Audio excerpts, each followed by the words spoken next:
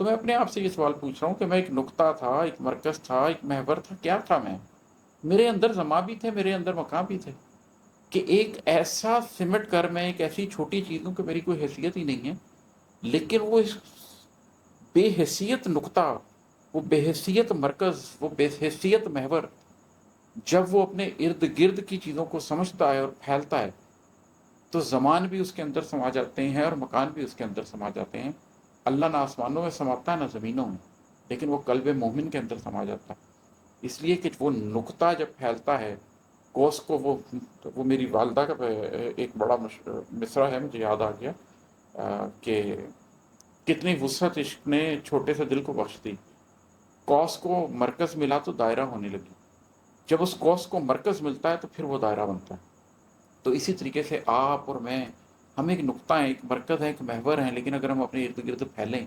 اور اپنے ارد گرد کی دنیا کو سمجھیں اور اس کے بعد ہمارے اندر وہ پھیلاؤ شروع ہو جو اندر سے شروع ہو کے باہر کی طرف جاتا ہے، تو پھر زمان و مکان ہمارے اندر آ جاتے ہیں۔ پھر ہم زمان و مکان کے اندر نہیں رہتے، بلکہ زمان و مکان ہمارے اندر آ جاتے ہیں، کل ہمارے اندر آ جاتا ہے۔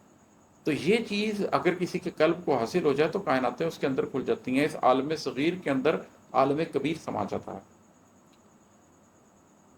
ایک اور شعر سناتا ہوں کہ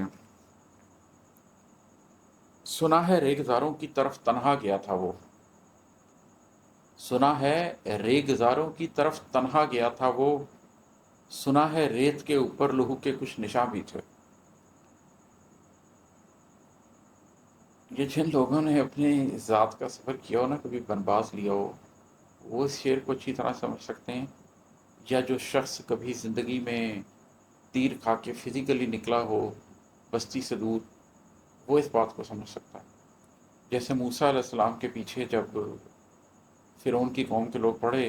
اور انہوں نے مدین کا رخ کہا اور اللہ سے مدین کا رخ کیا اور اللہ سے دعا کی،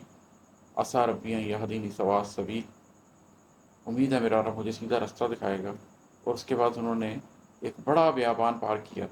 اس بڑے بیابان کو پار کیا، تفاسیر میں لکھا ہوا ہے کہ رستے میں سبزیاں کھاتے ہوئے، گھاس پھوس کھاتے ہوئے کسی طریقے سے عبور کر کے گئے۔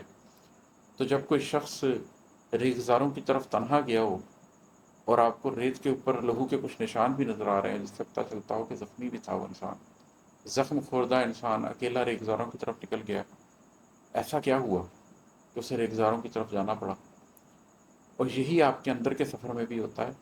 کہ آپ کرچی کرچی ہو گئے ہوتے ہیں، لہو لہو ہو چکے ہوتے ہیں، لیکن آپ پھر ایک ریگزار کی طرف نکل جاتے ہیں، اگرچہ لہو کے نشان صاف نظر آ رہے ہوتے ہیں۔